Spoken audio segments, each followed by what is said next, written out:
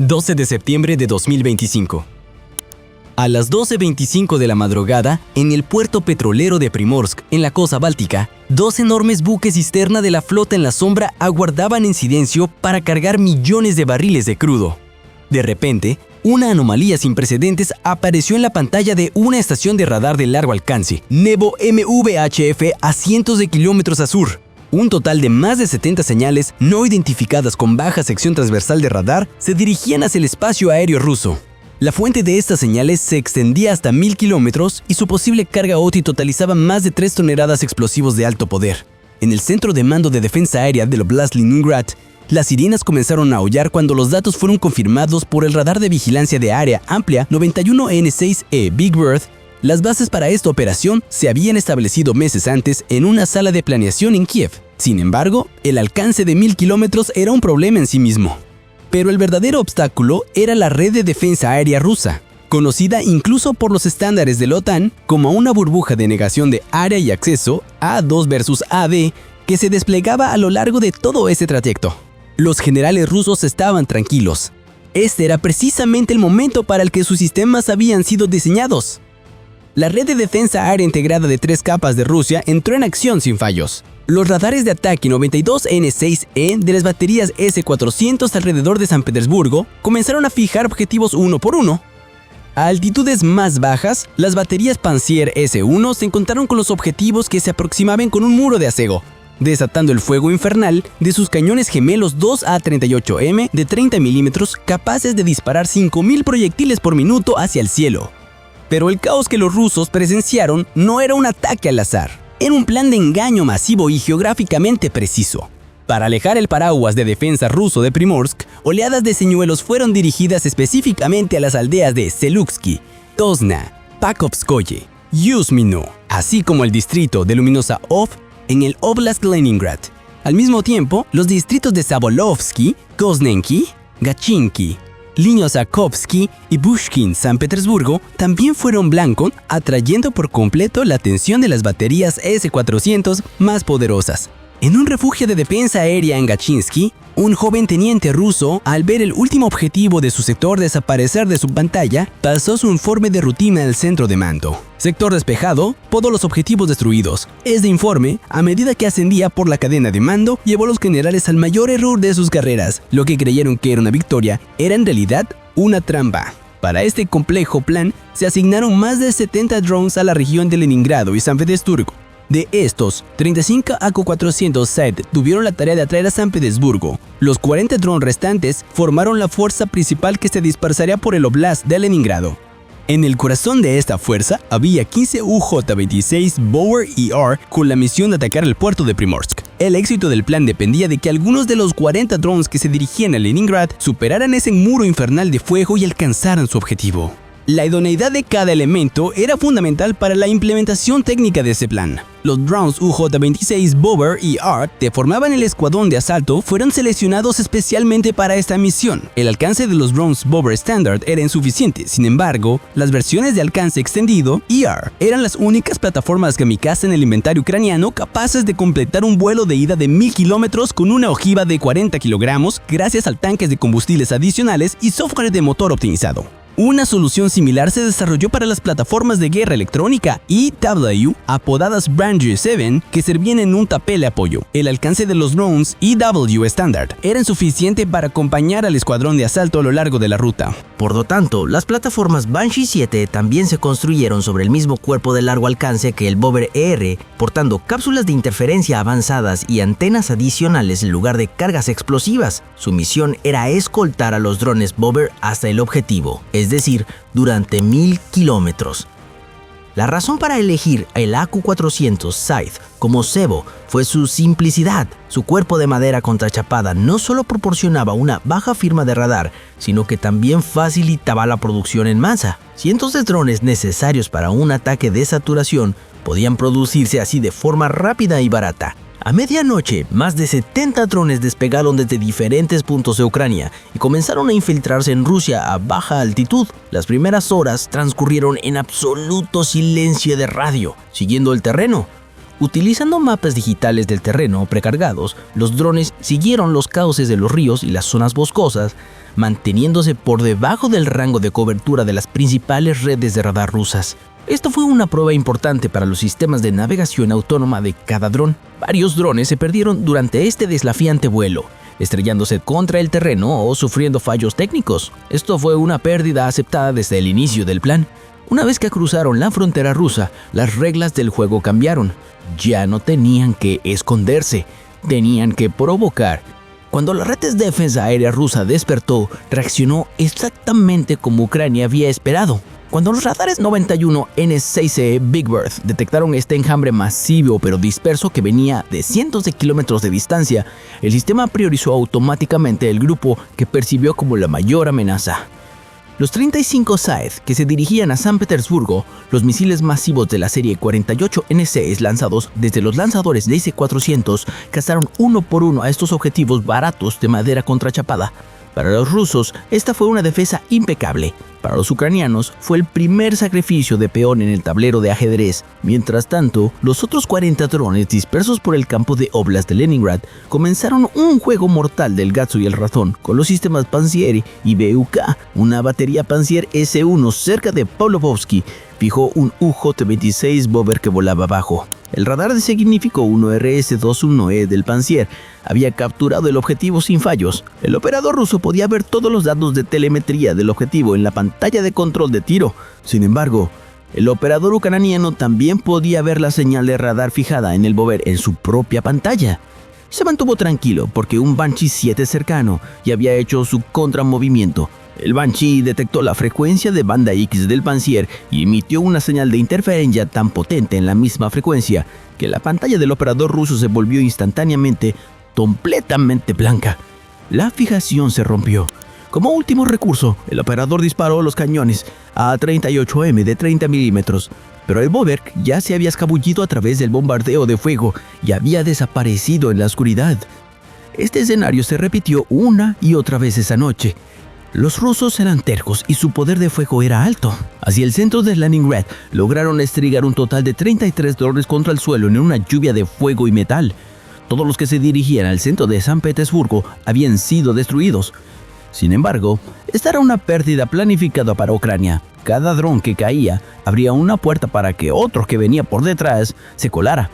Porque mientras aquel teniente pasaba su informe desde el punto ciego creado por todo este fuego y ruido, un escuadrón de asalto que consistía en solo 7 drones UJ-26 Bobber ER especialmente modificados había roto la línea principal de defensa. Estos 7 drones pronto clavarían y escalpelos quirúrgicos cada uno con una ojiva perforándola de 40 kilogramos en el corazón económico de Rusia.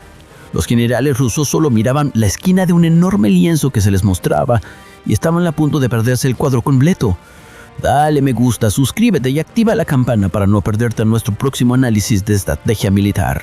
Eran las 4:45 de la mañana. La propia batería Pantsir del puerto de Primorsk se sorprendió cuando 7 pequeñas señales aparecieron en su pantalla y se acercaban rápidamente, tomándola por sorpresa. En pánico, había fuego y 57 misiles 57S salieron de los lanzadores. Pero los objetivos estaban demasiado bajos, eran demasiado rápidos y estaban demasiado cerca. Los 7 drones Bobber se metieron en 2 grupos con una maniobra final sobre el puerto. 3 se dirigieron a la estación de bombeo, el corazón del puerto.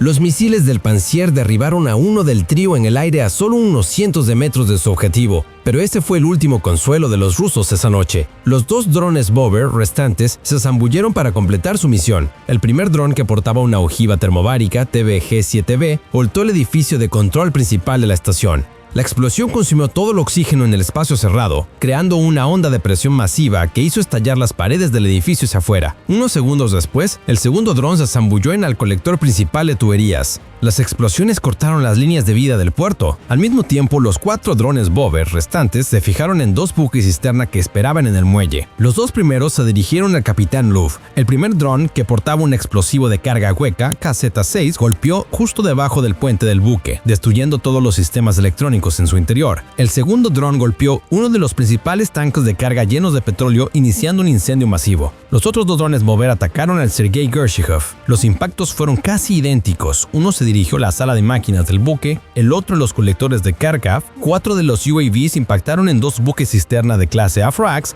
pertenecientes a la flota en la sombra llamados Custo y Kaelin. Custo era un buque transportador gestionado por Soutescorp con un peso muerto DWT de 115,000 toneladas. Kaelion era otro buque cisterna Afrax registrado en Extronix Limited y que operaba con un DWT de 110,000 toneladas. Ambos estaban listados bajo banderas sospechosas en los registros de envío marítimo de los mercados de seguros internacionales. En el momento del ataque, ambos buques cisterna estaban en la línea de carga y cuando llegaron los drones, la carga estaba a punto de completarse. Fue entonces cuando comenzó el incendio. La escala del incendio no era militar, sino estratégica, porque el punto de impacto no eran solo los tanques de almacenamiento, sino también el corazón de las estaciones de envío. Apenas 42 segundos después de la primera explosión, se produjo la segunda y la estación de bombeo número 2 del puerto de Primorsk se derrumbó. El tercer dron perforó la fachada superior del centro de control del puerto. Con un cortocircuito, todo el puerto entró en modo de apagado de emergencia. Sin embargo, esta orden de apagado no se transmitió a través del sistema porque el núcleo del sistema de control de energía también había sido alcanzado. Los drones Warthog V atacaron los brazos de carga en la popa de los buques cisterna. Se desató un incendio en Custo y el combustible comenzó a filtrarse del Gaelun. El sexto y séptimo ataque de drones se produjeron en el área de las válvulas de las bombas, y después de eso ataques ya no fue posible controlar el fuego. Primorsk estaba evaporando. En cuestión de minutos, el puerto de Primorsk se asemejaba al infierno, con 2 enormes buques cisternas ardiendo y una estación de bombeo devastada. Horas después del ataque, el Ministerio de Defensa ruso anunció que 221 drones ucranianos habían sido derribados en todo el país durante la noche y que todos los ataques habían sido repelidos con éxito. Sin embargo, estas cifras carecían de sentido en comparación con las imágenes de satélite de Primorsk que mostraban billones de dólares en daños. Los objetivos no eran aleatorios. Primorsk por sí solo representaba aproximadamente el 20% de las exportaciones de petróleo de Rusia por mar. Los buques cisternas de clase Afrax atacados, cada uno con una capacidad de aproximadamente 700,000 barriles de petróleo, eran buques clave en la flota en la sombra utilizada para eludir las sanciones. El puerto de Primorsk facilitaba un valor de exportación anual de petróleo de 15 millones de dólares. El petróleo de Primorsk es la puerta de entrada para los envíos de petróleo a granel que son difíciles de rastrear y aún más difíciles de controlar, vendidos a flotas en la sombra internacionales. Y cerrar esta puerta de entrada afecta directamente al fondo de guerra de Rusia. El envío diario por medio de 1 millón de barriles de petróleo se traduce en una pérdida diaria de aproximadamente 70 a 80 millones de dólares. En este momento, el aeropuerto Pulkovo de San Petersburgo activó su plan de cobertura. 11 aviones fueron desviados a aeropuertos alternativos. Esa misma mañana, numerosos UAVs que entraban en el espacio aéreo simultáneamente empujaron la gestión de tráfico aéreo civil-militar a modo de crisis. Cuando el reflejo de seguridad se activó primero desde la perspectiva de radar y torre, las operaciones se descompusieron automáticamente. Los datos de la Administración Regional de Leningrado y del operador del aeropuerto también se transmitieron a las agencias estatales rusas. Una pantalla abarrotada sobre San Petersburgo, restos de UAV derribados en el campo de Leningrado, partes cayendo fuera de las zonas residenciales. Todo esto mantuvo la atención del operador enfocada hacia arriba, mientras la oleada de ataque que venía del horizonte del mar se fijaba en la terminal. Desde un punto de vista técnico, el concepto de UAV de largo alcance de Ucrania logró 3 cosas en esta misión. Primero, no permitió errores de cálculo de alcance. Cuando se analizaron los tipos de ataque de los UAV, quedó claro que se utilizaron 2 clases diferentes. Estos UAV fueron diseñados para engañar a los radares rusos. Los sistemas rusos estaban optimizados para detener un pequeño número de objetivos de alta tecnología. La táctica de enjambre de Ucrania abrumó el mecanismo de toma de decisiones de los sistemas con la saturación de objetivos. El éxito tras plataformas IW como el Banshee 7 no fue cegar completamente los radares, sino presentarles tantos objetivos falsos e interferencias que los operadores rusos ya no podían distinguir la amenaza real. Se encontraron rastros de tales sistemas entre las partes de drones capturadas alrededor de San Petersburgo. Las partes encontradas en Usmino y Pakushkov indicaban que eran transportadores equipados con software de navegación. Esto significaba que Ucrania no solo había volado para atacar, sino también para engañar, y este engaño había hecho que el punto de ataque fuera invisible. La confirmación llegó cuando las imágenes del incendio se difundieron en las redes sociales. El fuego no pudo ser controlado y la declaración oficial que siguió no dejó otra opción que admitir el ataque. Además, en una mañana en la que operaba a plena capacidad, como se mencionó, el mando ruso no logró prever el ataque. Se pensaba que Primorsk era un puerto tan profundo, bien protegido y poderoso. A pesar de la presencia de unidades como el Sexto Ejército de Armas Combinadas en Leningrado, la Segunda División Motorizada Independiente y el Cuartel General de la Flota Báltica en la región, había una debilidad defensiva. Estas unidades estaban principalmente en una posición defensiva mirando hacia el oeste. En otras palabras, miraban hacia afuera, no hacia adentro. Esto se debía a que el cuerpo de oficiales rusos no esperaba este escenario. La base naval en Kronstadt, las unidades de artillería y cohetes en la línea Luga, las redes de defensa aérea alrededor de Luminosov, la espina dorsal de mando y control en la línea Gachina, Pushkin, a Galatelevo. Toda esta red había estado operando bajo un modelo de amenaza regular durante 3 años, con procesos que funcionaban de acuerdo con un patrón del sureste de Rusia central. Un ataque de drones suficientemente profundo como para cerrar el puerto en la costa báltica se consideró improbable bajo este modelo. El momento del cambio de turno y la inflación simultánea de las bandas marítimas costeras produjeron pequeños retrasos. Cuando estos factores se unieron, surgió una ventana de oportunidad decisiva para la infiltración alrededor de la terminal. La verdadera sorpresa fue la expectativa de que el principal foco no serían los oficiales rusos, sino el eje circundante. Sin embargo, los alrededores solo enturbiaron la escena mientras el ataque golpeaba el objetivo de lleno. En estas palabras, las Fuerzas Armadas ucranianas tuvieron éxito al reunir la inteligencia adecuada y elegir el marco de tiempo correcto.